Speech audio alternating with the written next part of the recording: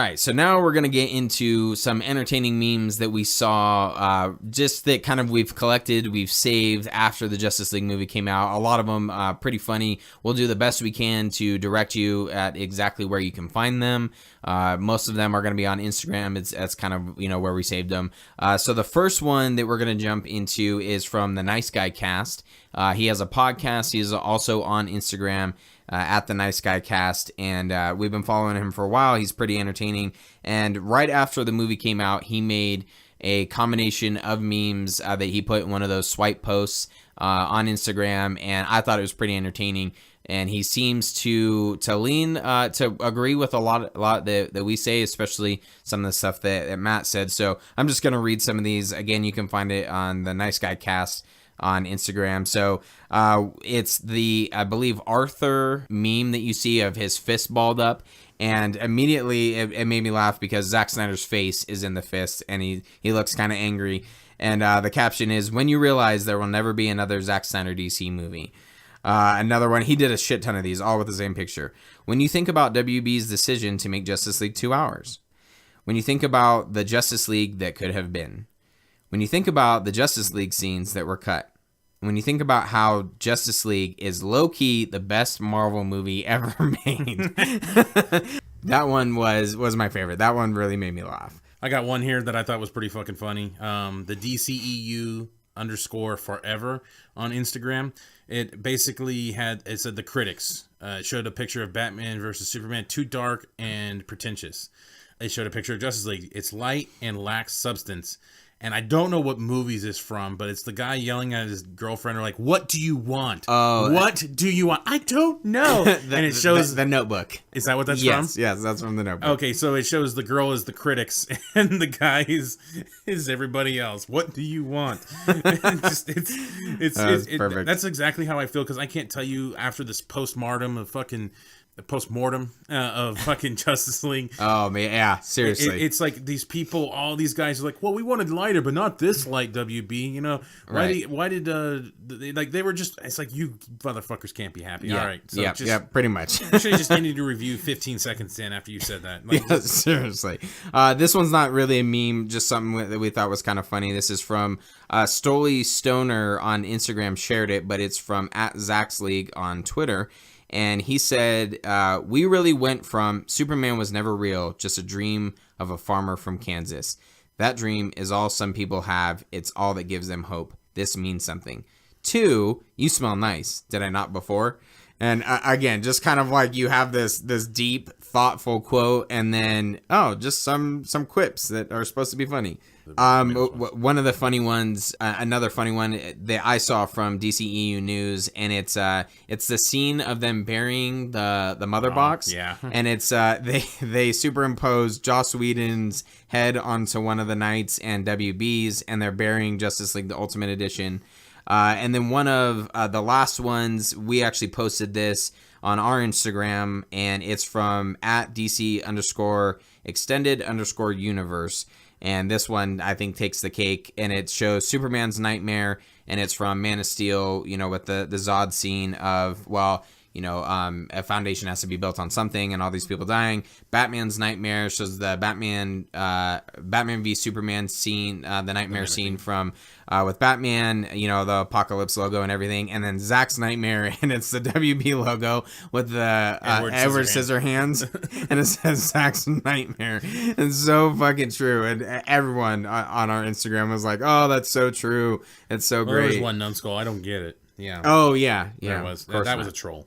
Yes. That's why we ignored that one. Yeah. That was obviously a troll to bait you in to have a stupid conversation. Yeah, so there's a ton of other memes that are out there that I suggest, you kind of look for. One actually is from a page, justice.league.memes, and then it's, the very gorgeous scene, How Did It Feel Coming Back, and then shows a picture of Henry Cavill, obviously with his mustache, itchy. So that's kind of, there's a ton of them out there. Those were just some of our favorites. Really entertaining. One thing that seemed to escalate over the time here between Justice League getting released and with Rotten Tomatoes, and we've gone to serious talks about Rotten Tomatoes But there is some light been brought onto Rotten Tomatoes recently that I thought was very interesting. And we have an article here about Rotten Tomatoes we're going to talk about. But first, we're going to talk about some of these memes, some of these things that people have been posting. Basically, this guy had a thing directly from the website, and this is from Rotten Tomatoes website. A good review is denoted by fresh red tomato. In order for a movie or TV show to receive an overall rating of fresh, the reading of the tomato meter for the movie must be set at least 60%. 59% or less is rotten. And rotten green tomato splat. Yeah, splat, which DC That's what's donated by. DC is very used to. Yes. It seems like what most critics on Rotten Tomatoes will do will either have a number or a point system like we do, or some even have a grading system, a C. Well, according to the Rotten Tomatoes website, a grade of C would give you a 63 to 76%, C minus is 70 to 72%, C plus is 77 to 79%. I went all over the place on that one. I didn't go in order, so suck it. A 2.5 out of 4 is a 62.5%. So that's above 60%, correct? I think we all know that, right? Yeah. So it showed a series. Wait, what did you just say? That's above 65%? Did I say 65? 60%. It's above 60%. So that should be fresh. Well, yeah. It goes through, I have basically a bunch of screenshots of different reviewers and critics, top critics at that, basically giving Justice League a C+, and it has a rotten symbol next to it, which according to their thing, it should be fresh. Another C+ by Britton Peel, rotten. The first guy I was talking about was Chris Nashwati. I'm sorry, I'm terrible with names. James Vernia, another guy, C+ for Justice League, rotten. And it just continues from there. It just keeps going and going and going and going. And then a guy does give a 2.5 out of 4, and it got fresh. And another guy gives 2.5 out of 4, got rotten. Another C by Brian Ordorf, rotten. So you see where this is going.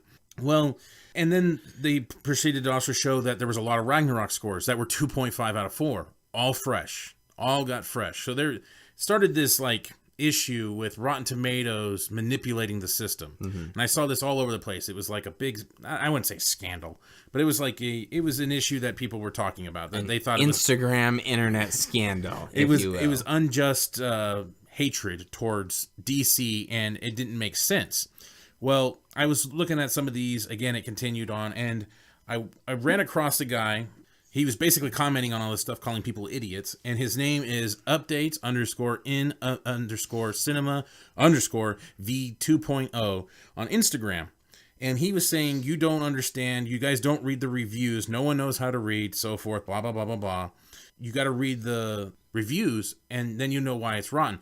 He was ignoring the scores and stuff like that, and he basically persisted on saying that the critics get to pick whether or not it's rotten or fresh.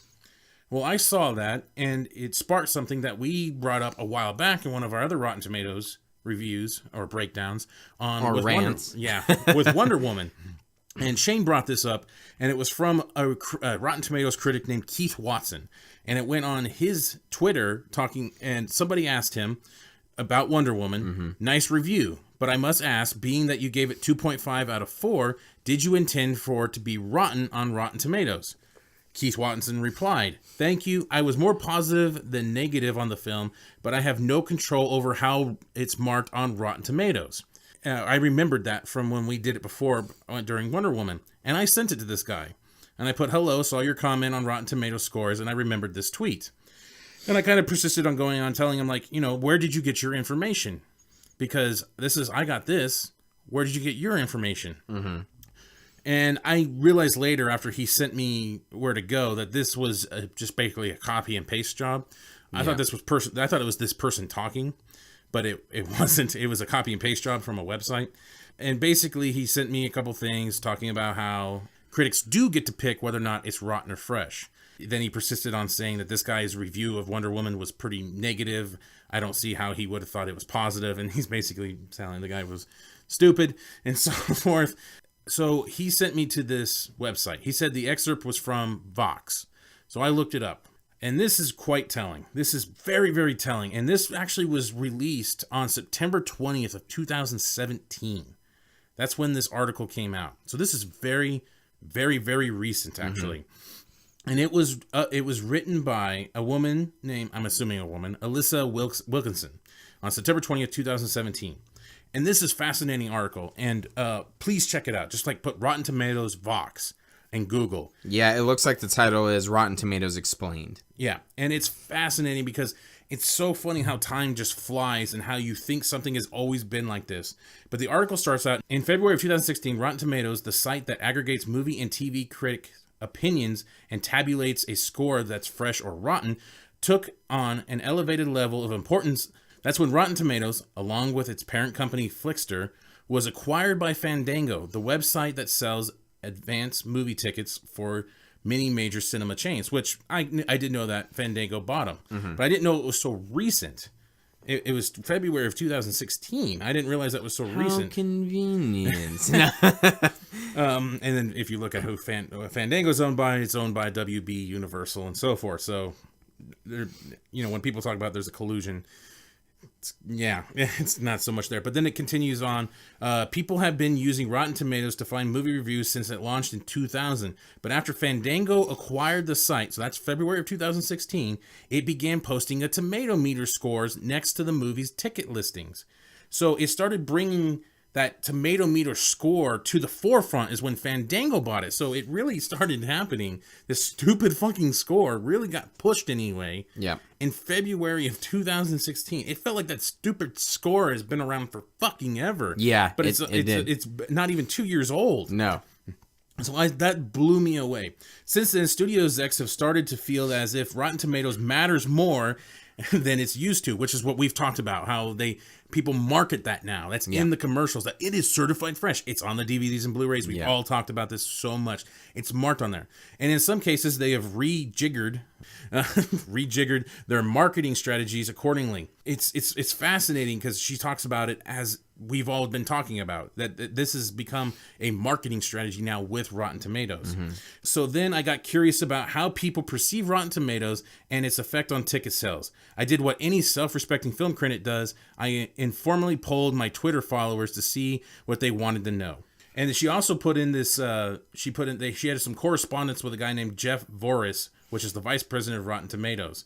And he put, our goal is to serve the fans by giving them useful tools and one-stop access to critic reviews, user ratings, and entertainment news to help with entertainment viewing decisions.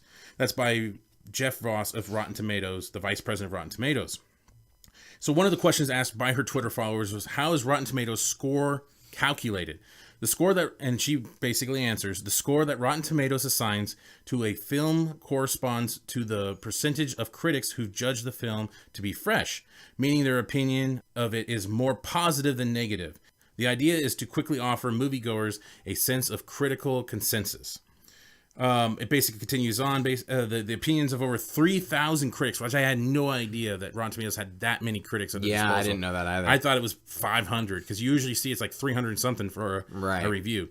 But basically, the opinions of 3,000 critics, aka the approval tomato meter critics, have to meet a series of criteria by Rotten Tomatoes and are included in the site's sources. One of the things to note is not all 3,000 critics will critique a movie. And she goes into that. A lot of stuff is actually pull quoted, so they are jumping onto wherever, if they're a writer for Forbes.com. I'm just throwing that out as an example, and they're reviewing a movie or something, they can pull quotes and assume someone's score, which was interesting, and Matt will get into. Yeah, basically she continues saying, not every critic and reviews every film, so any given score is more typically to be derived from a few hundred critics or even less. The scores don't include just anyone who calls themselves a critic, like us, or has a movie blog, unlike us. Rotten Tomatoes only aggregates critics who have been regularly published movie reviews with a reasonably widely read outlet for at least 2 years, blah, blah, blah. Active meaning they published at least one review of the last year, blah, blah, blah, blah, blah, and their top critics calculate. And this is where it gets interesting. This is what we're talking about, because the one guy, Keith Watson, on this Wonder Woman said he does not choose whether or not he can make it rotten or fresh. And she puts some critics or staffers at their publication upload their own reviews, choose their own pull quotes, which is what Shane was talking about, and designate their review as fresh or rotten. So she says they can designate their review as fresh or rotten.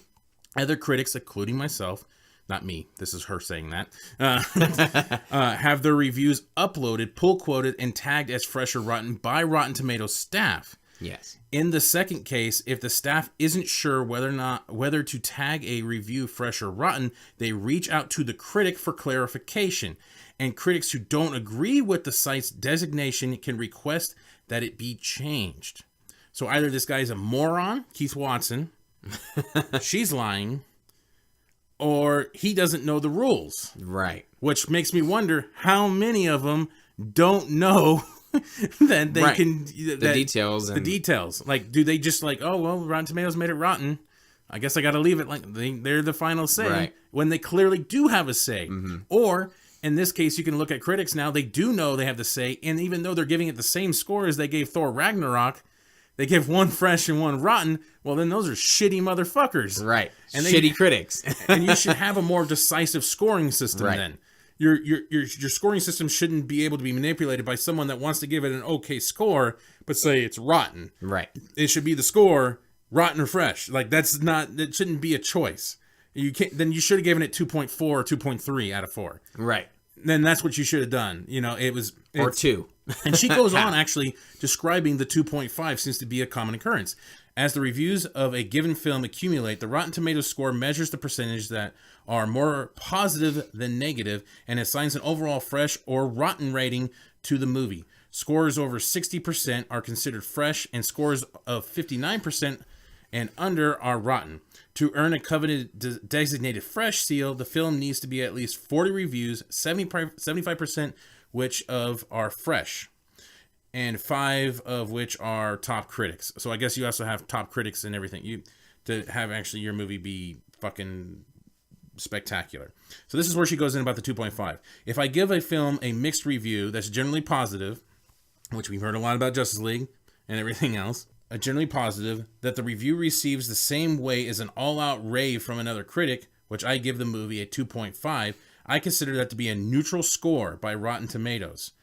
Reckoning it's rotten, theoretically a 100% Rotten Tomatoes rating could be made up entirely of middle to positive reviews. And if half of the critics, the site aggregates only sort of like a movie, and the other half sort of dislike it, the film could hover around 50%, which is considered rotten on the site. Contrary to some people's perception, Rotten Tomatoes itself maintains no opinion about a film. What Rotten Tomatoes tries to gauge is a critical consensus. So basically, she was basically saying that a movie that rates a 2.5 could be like Thor Ragnarok, could be 93%. I mean, I haven't looked that detailed into that, but Thor Ragnarok could be full of 2.5s. Right. And if they gave it fresh, they only 93%. And, yeah, they were lukewarm on it. Right. But it's got a 93%, which makes it just... and then people look at that and go, oh, 93%. That's almost an A, you know? And that's telling, because then she goes into another question was, why do critics often get frustrated by Rotten Tomatoes? Which I find this amazing that this was asked and this was brought up. The biggest reason many critics find Rotten Tomatoes frustrating is that most people's opinions about movies can't be boiled down to a simple thumbs up or down. And most critics feel that Rotten Tomatoes in particular oversimplifies criticism to a detriment of critics, the audience, and the movies themselves. Which is what we've been talking about. This person realizes it. Other critics talk about it, but yet it continues. Right. It keeps going. So these motherfuckers must be paid by Rotten Tomatoes, or else they wouldn't be participating in this. She boils it down and says exactly what we've been talking about with Rotten Tomatoes is the issue. From our original Rotten Tomatoes rant. Oh my God. In some cases, a film really is almost universally considered to be excellent or to be complete catastrophe, but critics usually come away from a movie with mixed view. Some things work, others don't. The actors are great, but the screenplay is lacking. The filmmaking is subpar, but the story is imaginative. Some critics use a 4 or 5 star rating, sometimes with a half star included, to help quantify mixed opinions and mostly negative or mostly positive. The important point here is that no critic who takes their job seriously is going to have a simple yes or no. God damn it. A simple yes or no system for most movies. Critics watch a film, think about it, and write a review that doesn't just judge the movie based on analysis, contextualization, and remnants over it. The fear among many critics, including myself, is that people who rely largely on Rotten Tomatoes aren't interested in the nuance of a film and aren't particularly interested in reading criticism either. Why is this? Listen to this. This is fucking amazing. Maybe the bigger reason critics are worried about the influence of review aggregators is that they seem to imply that it's right way to evaluate a movie based on most people's opinions. We worry that audience members who have different reactions will feel as if their opinion is somehow wrong, rather than seeing the diversity of opinions as an invitation to read and understand how and why people react are differently. If critics are ambivalent about Rotten Tomatoes scores, why do moviegoers use the scores to decide whether to see the movie? This is another question. Mainly, it's easy. You're buying a movie ticket on Fandango. You're trying to figure out what to watch on Netflix, so you check the Rotten Tomatoes score to decide. It's simple. That's the point. Thank you. Like, it's just so here, and there's so much more to read, but I think I'm going to cut it, kind of end with one last paragraph. And she basically talks about this whole negativity about the whole aggregate system and the point system. And that, frankly, is what marks art entertainment and the world at large interesting. Not everyone has the same opinion about everything because people are not exact replicas of one another. Most critics love arguing about movies because they often find that disagreeing with their colleagues is what makes their job fun. It's fun. It's fine to disagree with others about a movie, and it doesn't mean you're wrong. So I'm just going to kind of conclude with that. It's basically what we've talked about. We like talk. That's why we have Nick on. Yep. Have that discussion. It doesn't mean you're wrong, but this scoring system, just like if you like Batman versus Superman, it has a 28% or 27%. Right. What are you doing? And if you like Baywatch, it has a 17%. It's a piece of shit, you know. But it just feeds into it, and this fucking critic realizes it. Alicia Wilkinson. Alyssa Wilkinson. I mean, just it's clear as day, and there's other critics that feel this way, but people keep saying Rotten Tomatoes is this great thing, and they rely so heavily on the score, but it's there, and it's just fucking fascinating to me. Yeah, no, I agree. It blows my mind too that it's still out there so prominent. Applause to Fandango for switching the marketing approach and realizing like, oh, if we just push this out there, very simplistic view, because that's apparently what people want, is just break it down for me. You know, is it good or is it bad? Yes or no? Tell me. And they just kind of leave it at that.